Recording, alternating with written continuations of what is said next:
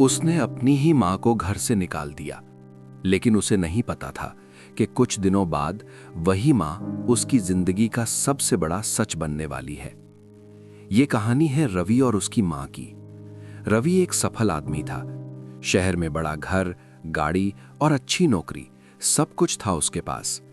लेकिन उसकी जिंदगी में एक चीज धीरे धीरे बोझ बनती जा रही थी, उसकी बूढ़ी मां। रवि को लगता था कि उसकी मां पुरानी सोच की है, लोगों के सामने उसे शर्मिंदा कर देती है और उसकी आधुनिक जिंदगी में फिट नहीं बैठती। एक दिन रवि की पत्नी ने कहा, तुम्हारी मां की वजह से दोस्त घर नहीं आते, कब तक उन्हें झेलोगे? ये बात रवि के दिल में बैठ गई। अगली सुबह रवि ने मां से कहा, मां, अब आप गांव चली जाओ, यहां आपको तकलीफ होती है।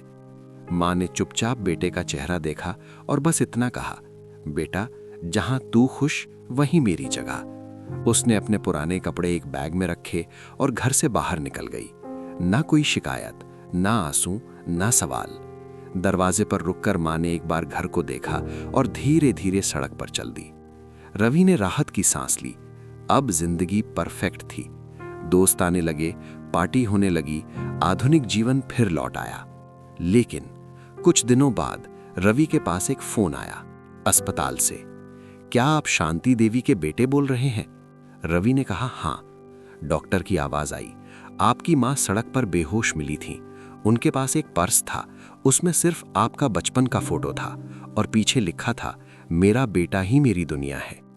यह सुनते ही रवि का दिल कांप गया। वो तुरंत अस्पताल पहुंचा। बिस्तर पर मां पड़ी थी, कमजोर, बेहोश। रवि ने मां का हाथ पकड़ा, वही हाथ जिसने बचपन में उसे संभाला था। उसकी आंखों से आंसू गिरने लगे।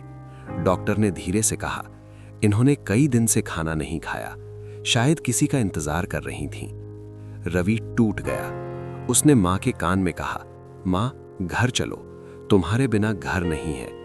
मां की पलकों में हल्की सी हरकत हुई और होठों पर एक मुस्कान, जैसे कह रही हो, मेरा बेटा आ गया। उस दिन रवि को समझ आया, जिस मां को वो बोझ समझ रहा था, वही उसकी जिंदगी की सबसे बड़ी नेमत थी। दोस्तों, कभी मां बाप को बोझ मत समझना, क्योंकि जिस दिन वे चले जाते हैं, घर बड़ा हो जाता है, पर जिंदगी खाली। अगर आप अपनी मां से प्यार करते हैं तो कमेंट में लिखें, लव मां।